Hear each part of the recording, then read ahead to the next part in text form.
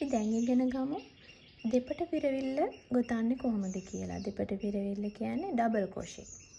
මම දැන් චේන් එකක් ගොතාගෙන තියෙන්නේ. දැන් අපි ගොතමු.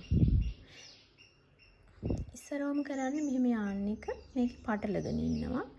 ඊට පස්සේ මෙන්න මේකේ දෙකක් අරිනවා. මොකද උස හදාගන්න එපා. පටන් ගන්නකොට විතරයි දෙකක් අරින්නේ. ඊට පස්සේ මේක යටින් දාලා මේක යටින් ඔහොම ගන්නවා. 3යිනේ.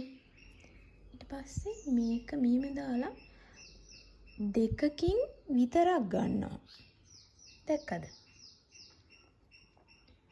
දෙකකින් විතරක් අරගෙන ආය මේකේ පටලලා මේ දෙක අස්සින් ගන්නවා. මේ පේනවද?